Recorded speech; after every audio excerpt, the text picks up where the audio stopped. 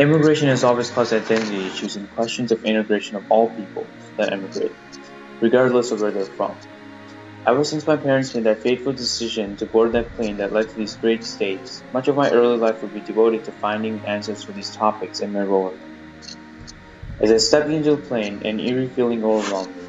Feelings of terror stunned me, and in utter helplessness, my gut sank 3 feet into the ground.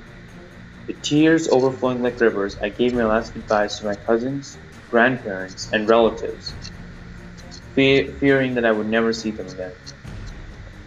Stepping into the plane, I was carried into the new world, a world of dreams, of struggle, and a world of immeasurable complexities. As I stared into the setting crimson sun near the desolate airport, I knew a new chapter in my story had begun. Years soon passed by, and as I got older, my parents explained to me the true legacy of my people, through the histories presented in the Mahabharata and the Ramayana. It was from these epics I soon began to really understand what a wonderful people I had originated from.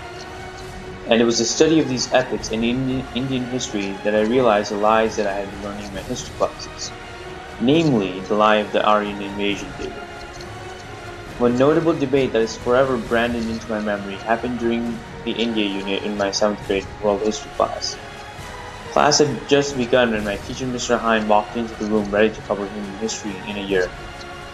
His stern introduction he bellowed, "Class, today we're going to talk about the ancient Indus River Valley civilization and how it got destroyed by the nomadic Aryan tribes."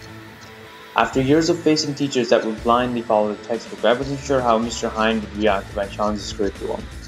So I took a chance and began planning a response, hoping that once and for all I would discredit this lie that had come to be known as history. Mr. Hine, the Aryan invasion theory is utterly wrong. It was used by the British to facilitate the colonization of India by devaluing the Vedas and make the Indians lose their sense of identity. I mean, if a 13-year-old kid like me can understand this, the professors who wrote this book surely can too, right? The moment these words sprouted out of my mouth, the class erupted into a concerto of laughter. Mr. Hine, however, didn't look so amused. Piercing me with his gray eyes, it seemed he wanted to melt me into a pool of nothingness. He suddenly broke his gaze and replied with the plainest reply, "Miss Root, do you have any proof of what you're saying?"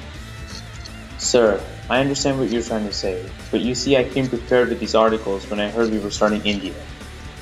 As his eyes scanned through the essays, a sudden expression of surprise overcame him. "Alright class, it seems that Miss Root is right. We're skipping to the Guptas." After hearing the cheers of innumerable classmates and seeing my teacher's proud gaze, I realized I had truly overcome one-sided dissimulation. Moreover, I was thrilled that I had answered the questions of integration. I realized that being American didn't mean that I would have to sacrifice being Indian, but that I could combine Indian and American culture to become a person that could celebrate the best that both could offer.